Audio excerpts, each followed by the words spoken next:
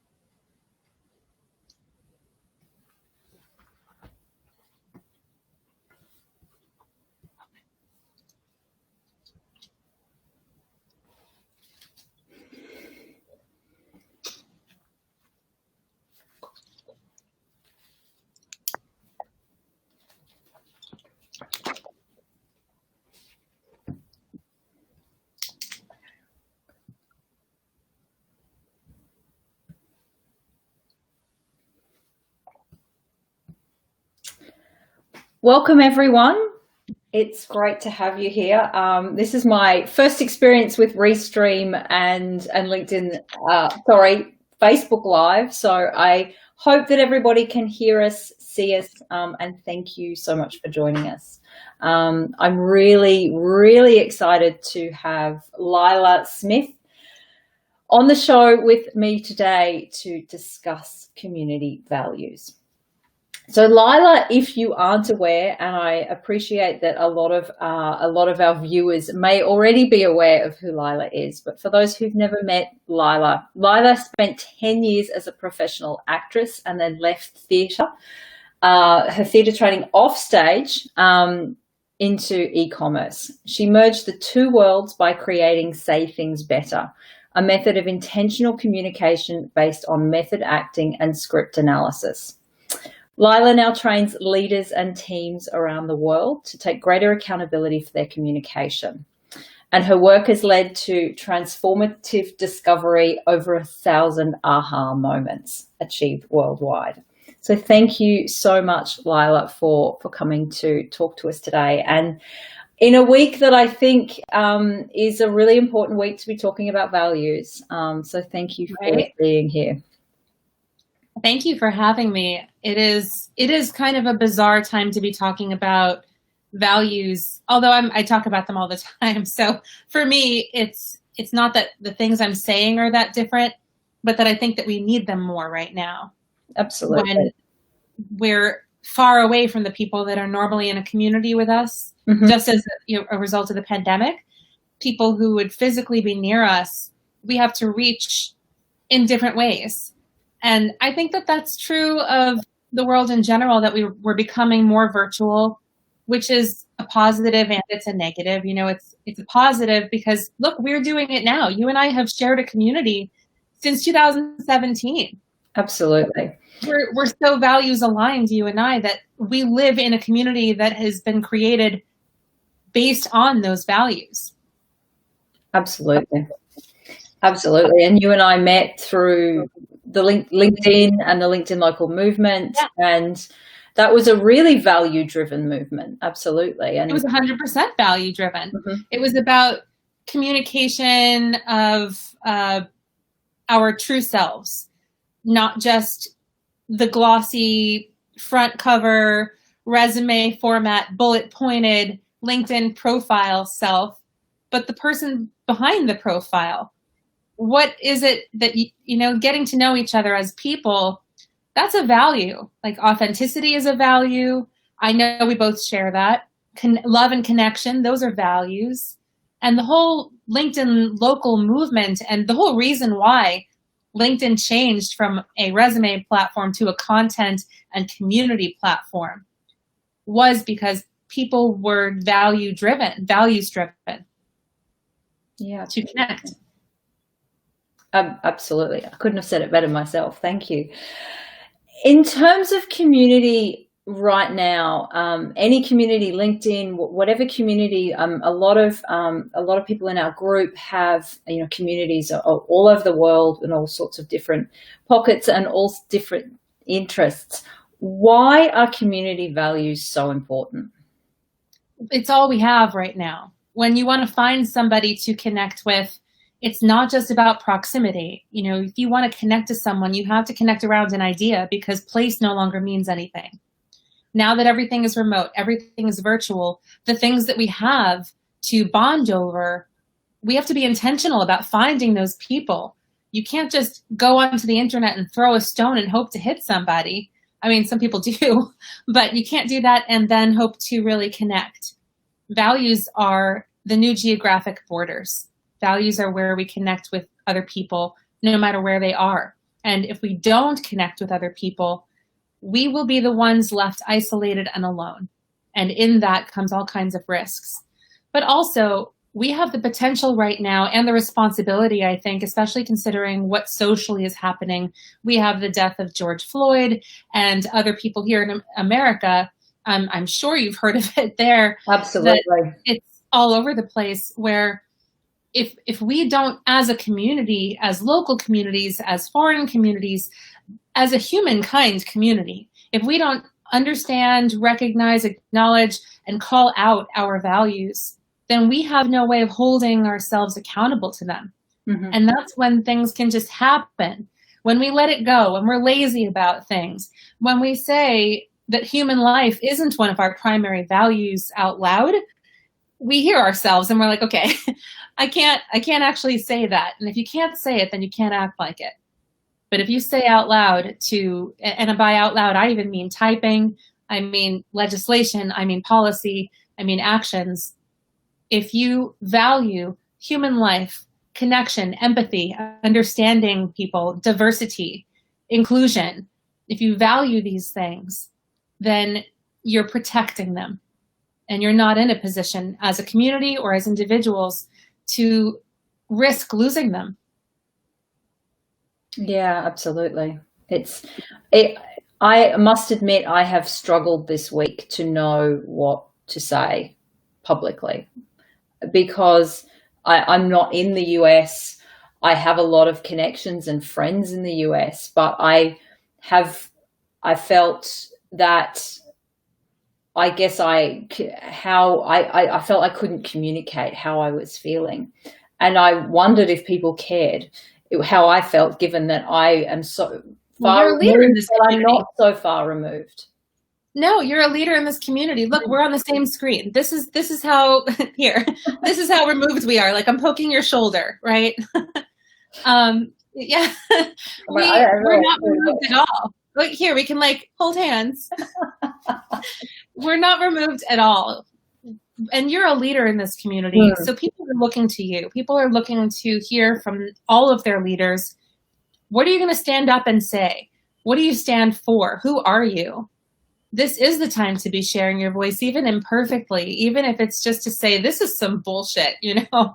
I'm tired of seeing this happen.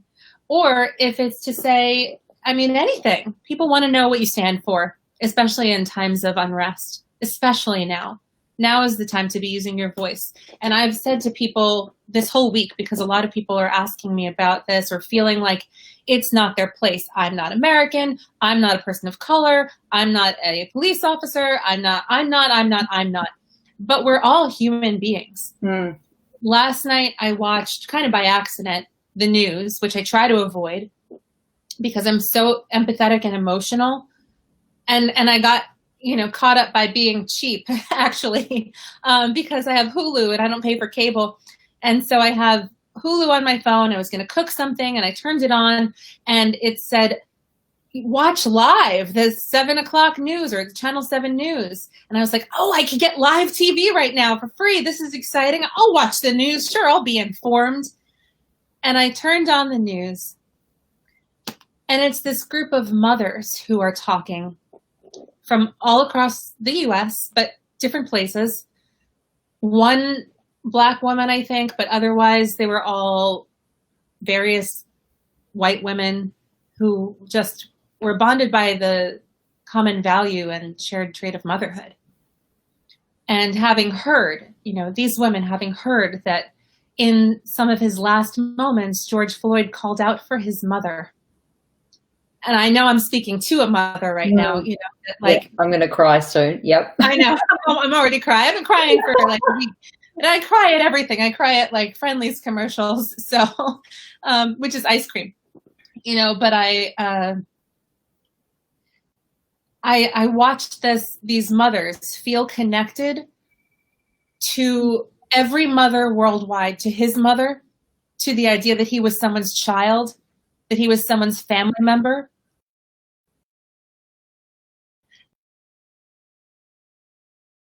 This man who was someone's child, who had a relationship with his mother, who called out mama. And it was like the mama heard around the world. And that kind of thing, it proves how deep of a connection we can have with people we've never met before, just based on our personal human values. I'll never forget watching that. It was like an incredible piece of journalism to share that. And I burst into tears, clearly have not stopped, but I was so moved by their shared sorority, you know, the sisterhood of mothers. Well, it's a shared humanity, isn't it? Yes, it is. Yeah. Just as every mother has a responsibility for every other mother and for every child, so does everybody have a responsibility for every other human. I think you and I share that value of global connection, as well as local. You know, like, look, you created LinkedIn Local so that we could get to know the people who were local to our environments. But what you created was a global movement of people who valued that connection. And that community was its own local around an idea. It was like local around this set of shared values. And it didn't matter where we lived. So we had both at the time. And now that we don't really have a lot of local interaction, we really need that virtual community more than ever. Absolutely. And that virtual community became my sense of connection, not just the local one, but yeah, that connection is just so important. One thing I wanted to ask you today, and by the way, those that have joined us live, please, if you have some questions, drop them in and we'll get to them, the relevant ones at the end. But what I wanted to ask you was, a lot of groups, communities or groups, and even individuals really value diversity. Yeah. But how can they best communicate that? How do they share that that's their value? Because it's easy to just say, oh yeah, you know, we're a group, our events, you know, we believe in diversity. But I think people need to go beyond that. What would be your advice for the I agree. like that? Yeah. I think looking at your communication and asking if, you know, I do this thing called verb your values, where you choose verbs to represent, because they're action words, and they represent what you're going to do with your communication. So let's say to include is one of your verbs. And this is coming from your value center, your heart, that you promise with your communication to include others, or to welcome, to embrace, to affirm, you know, and that these are things that you choose, you intend to do. And then you use those as checkpoints. You look at anything that you write, or anytime you're silent and you ask yourself, can I speak up in this moment? And with that speaking up, with that writing, with that reaching out, am I including? Am I affirming? Am I embracing? Am I actively welcoming other people into my circle? And so just starting with acknowledging and holding yourself accountable to your own intentions is a really good first step. And then I think you have to go to transparency and intentionally sharing and being loud about what you're doing. Acknowledging that someone out there is going to think that you're doing the wrong thing. And that's fine, because at least then you get the conversation. And if they think you're doing the wrong thing, at least you're doing something.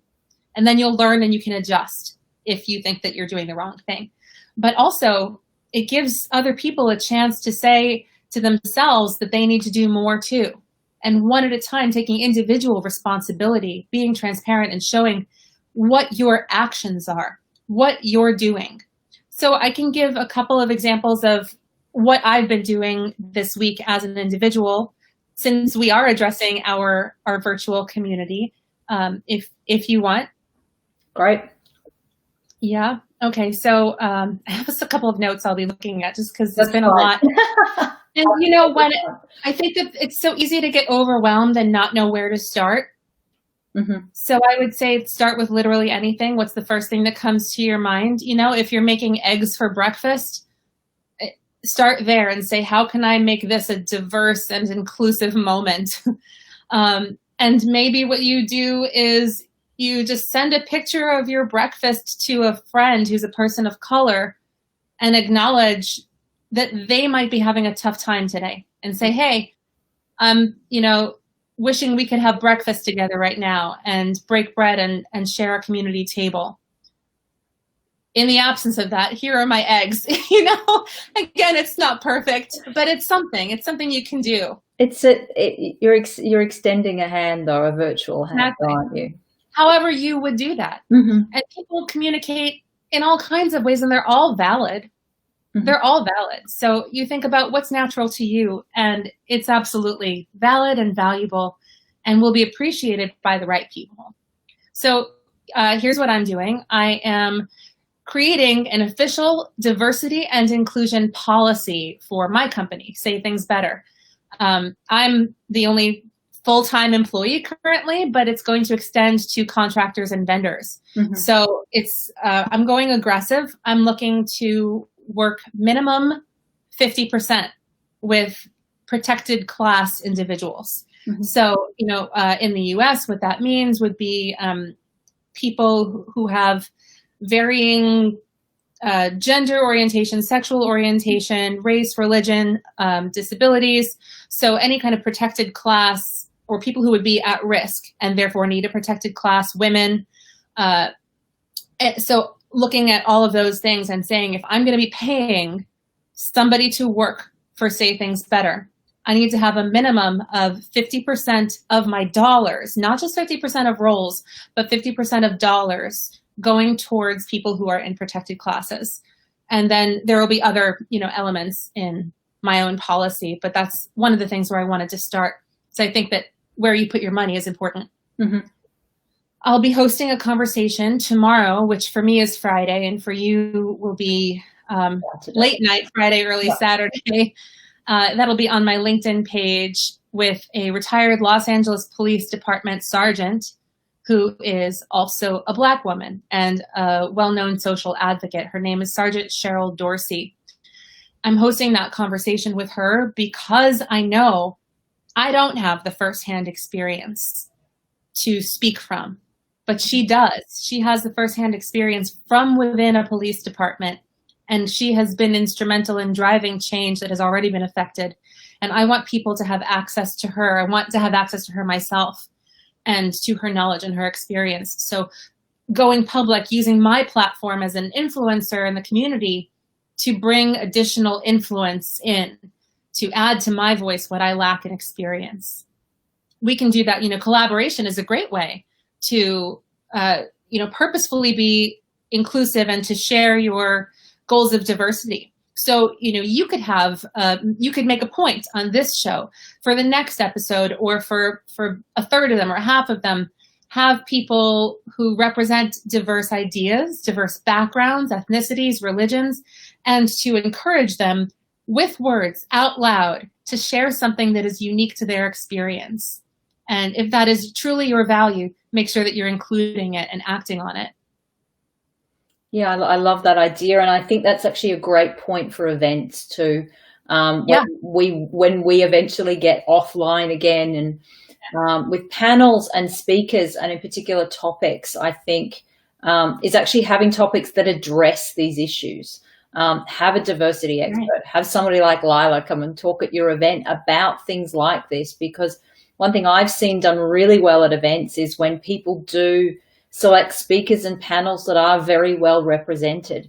It's not just to show that you have that value, but it actually attracts people from different backgrounds to the events. And that is what you want. You want that diverse mix of experiences and ideas all together so people can learn from one another. It makes it a very rich experience and something unlike they're going to get at home or if they go to a restaurant or any other party or any other networking event. It actually is a differentiator. Diversity is a differentiator. When you can bring in voices that people don't have access to otherwise in their daily life, you end up being more valuable for what you're able to provide. Yeah, I love that. In terms of events and having people on your panels or speakers, I think that it's important for you to have your own policies about the kind of language that you'll allow. And, you know, having a policy against hate speech would be one thing that any community group can put into place as part of policy. And then going beyond known hate speech and giving people, and I'll make, you know, a free like 1-minute video or something that everybody can download, just to give a couple of quick tips to identify and ask yourself, am I generalizing in this moment? And if I am, is it positive or negative? You know if you are generalizing in a positive way. For example, all people deserve love and connection. All humans have the capacity to give, to teach, and to learn. These are generalizations that are positive. But if you find yourself using divisive language such as those people, these animals, or even just saying they, as though it's a group that doesn't include you grammatically, you have to ask yourself as a speaker, if you're working with Anna and her community connectors and Alex, you know, these are people whose values are to include, and theying people is the opposite of inclusion. It's othering. Yeah, that's fantastic. And yeah, you've actually got me really thinking about, again, I can see your brain wheel. Politics. Yeah, I mean, but we all need to be thinking about this. You know, a lot of our group run online groups. And sure, we might have an anti-bullying rule within our rules, but it does just bring home what you're saying, that we really need to assess what and how we are really portraying this, and how it's quite explicitly said rather than said in a very general way, what we do and don't. And understand. And there are policies that live on a website that you're covered by, but when you actively share them and you say, here's what we stand for, just in case anybody missed it, here it is, and shining a light on it, and not just letting it be there in the background, but actively using your voice, using your platform to amplify the messages within your policies, and not to let that stop when the riots have calmed down or it's been a little while since someone died. You know, I've had this conversation on Friday, you know, tomorrow for me with Cheryl Dorsey. I've had it scheduled for over a month. Not because, you know, like I had some kind of prescient knowledge that we would have a death to address, but because this is not new. This is an issue that's ongoing, and taking responsibility for ongoing issues until they are so far in the past that they're like dinosaurs, that they are so far buried that we have gone in the opposite direction, that the pendulum has swung towards an overabundance of inclusion, then maybe we can stop being so loud about it. But having those conversations intentionally and calling attention with our voices to our values, I think it's our responsibility, especially as people who have influence on any social media platform, in any community, and in any conversation, because it's not just the people you consider influential. People who are quieter, including yourself. You know, you're a thinking person. You relate and build relationships. And I know this because I've done your UMAP, but yeah, you know my values very well. Yeah, I know everything about you now. But it's people like you who still have influence, even if you're not like built to be an influencer. You're a world changer. Look what you've done. People still look to you, and people look to everyone who's watching this. Someone in your family, someone in your friends group is looking to you, calls you for advice, or doesn't, but still hears you when you offer it. It was interesting. this week was, so Blackout Tuesday, what most people don't know, was actually LinkedIn Local's 3rd birthday. And I had planned a post. Wow. And I got to that Tuesday afternoon, and it was just morning time in the US. I just went, today is just not the day. And a good friend of mine said to me, this date has no significance to anybody but you, Anna. I think you could probably hold it. And it was the right decision to make, because it didn't need to be it wasn't about LinkedIn Local's birthday at all. I mean, let's face it. It was only me that had an event that day and 15 other people came. So, it's whilst it was the movement's birthday, we could celebrate it in any other way, but just not on Blackout Tuesday. The noise needed to be about diversity. So in that situation, I decided to just sit tight and not share that information, because I didn't want to drown any of what needed to be shared on that day and the day after.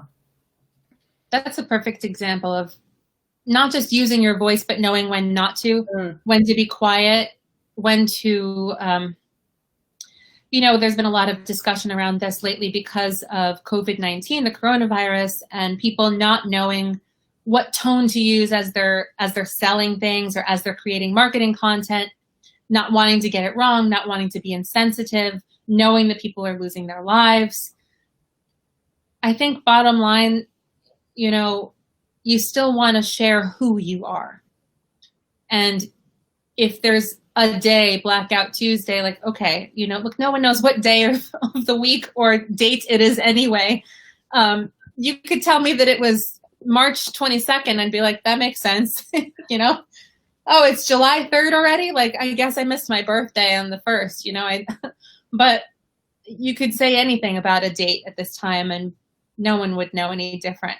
But choosing not to post and still show up as yourself in all of your efforts, planning this event, communicating with people in direct messages, having conversations at home around your kitchen table or in your living room. I think that is how we need to show up sometimes. It's not all about social media and posting content.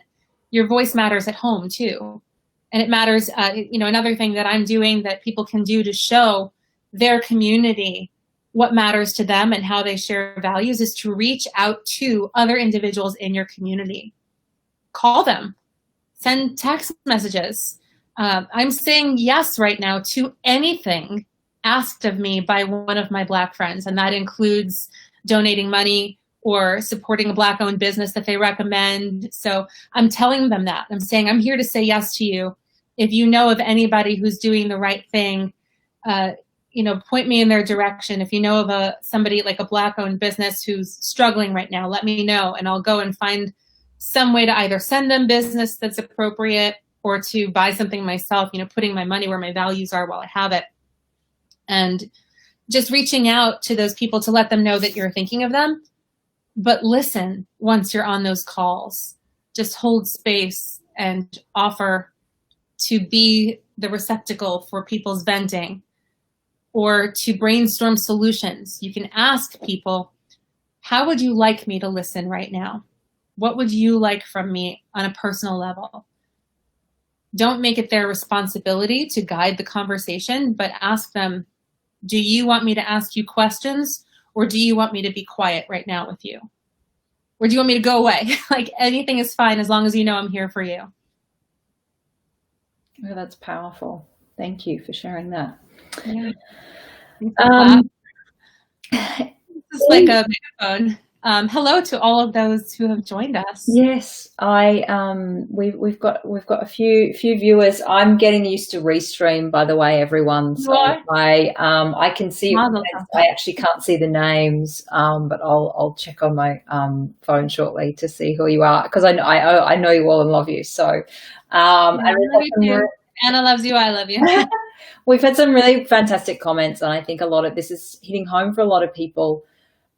About how to better show that we care when we feel so helpless right now. Because I think, the thing is, we all have the capacity to show support right now for things that are going on, even in other parts of the world that aren't. And because at the end of the day, and I think there was someone said to me, what happened in Australia, what the coverage that we with saw the wildfires. Well, but also just in terms of the riots in the US right now, what we saw was what they reported quite heavily here was the Australian journalists being attacked as part of the riot. So it suddenly becomes, when it's before the Australian news, and so people suddenly think, oh well, we are kind of being brought back into the conversation through, and that happened in London as well. And there's a lot of, it's opened up some conversation in Australia that really needed to happen, Really? the way we treat our Indigenous community as well. So yeah, that's right. I think it isn't just a US issue. It is an issue that we all face, and we all need to see and support, where we can, even if that's in a small way. It's not even just like that you do relate to the issue. Mm-hmm. So in some cases, we need to hear from the voices who don't relate. We need the objective perspective, the observer's voice. There's in every Shakespeare play, there is either a character of the fool who acts as sort of like everyone makes fun of them, they're kind of a joke, but actually they're the smartest one in the room, observing what's going on and having the real knowledge of all of the moving parts. It's that outside perspective, or a chorus, or in Greek theater, just somebody else to give the narrative of what it looks like to other people. We need to hear that too, because we're very close to it, and we're in an echo chamber.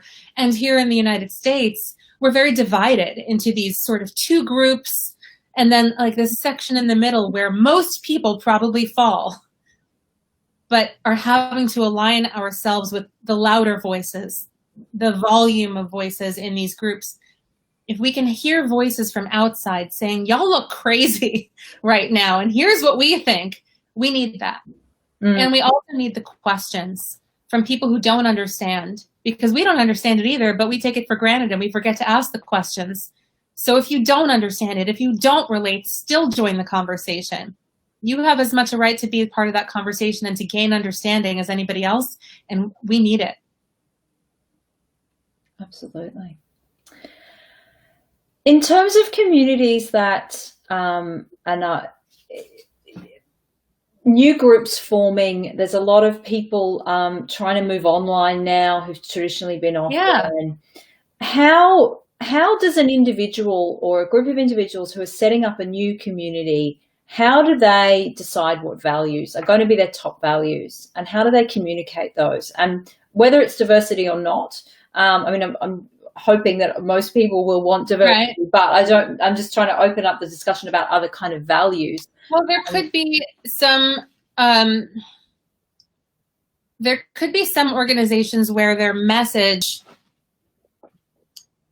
is something, you want the message to be neutral, so they can have internal policies for diversity and inclusion and still have their communication values be kind of neutral, educational, simple. It can be, our value is to educate, our value is to equip. We're giving tools specific to this one area. We don't want to confuse anybody. In some cases, emergency preparedness would be an example.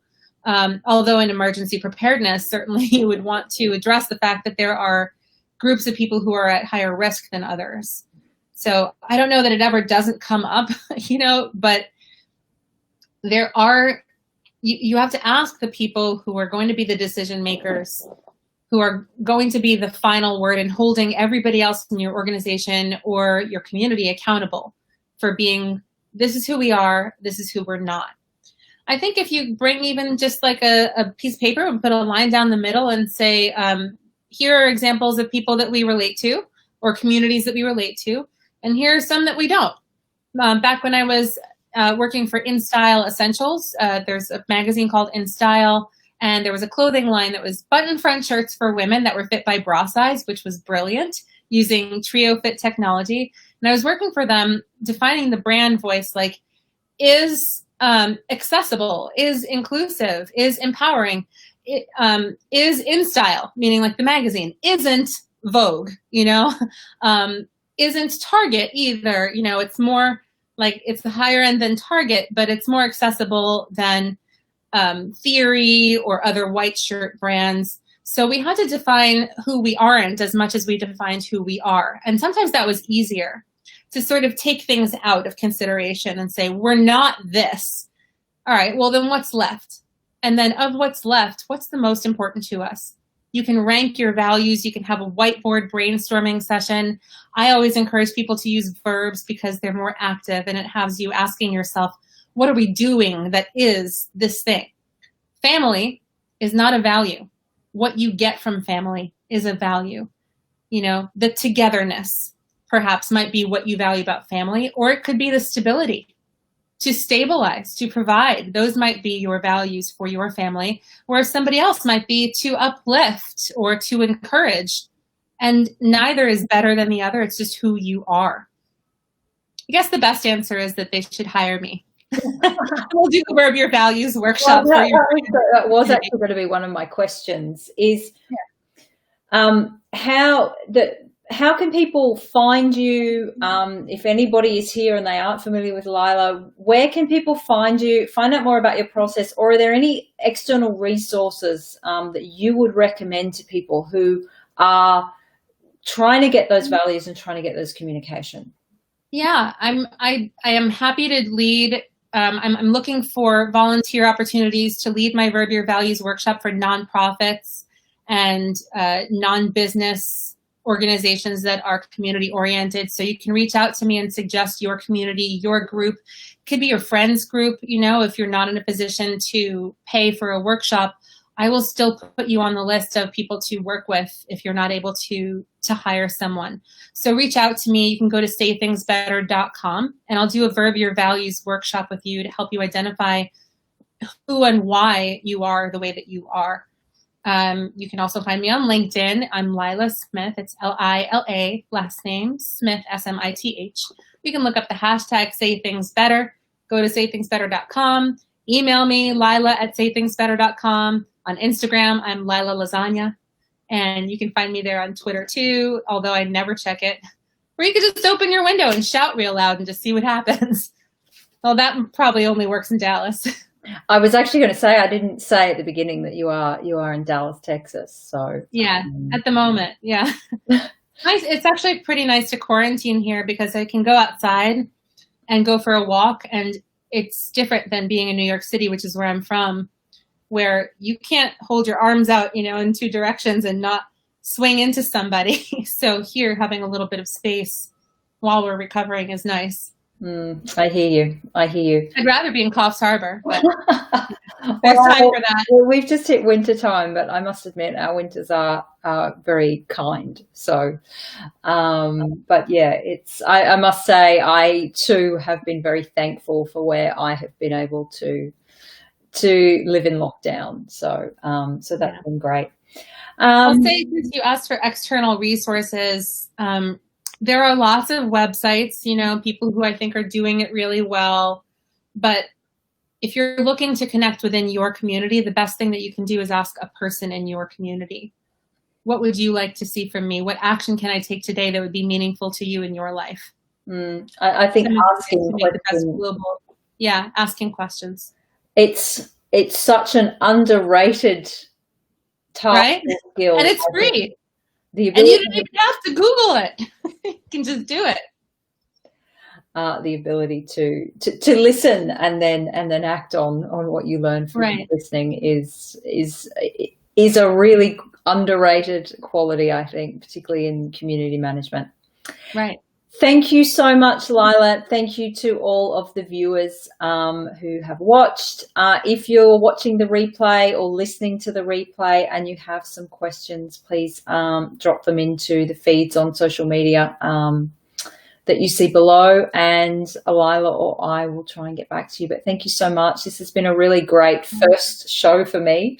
That's right. Congratulations and thank you. I'm so honored. The timing, as with your own guest tomorrow, this was set up a few weeks ago, and the timing I don't think could be better.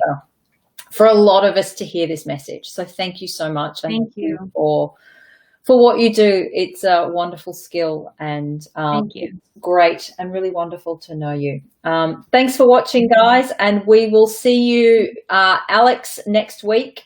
She's going to announce some of those details when that's all confirmed. Look out for that in the feed, and we will see you next week and me the week after. Bye for now, guys. Bye.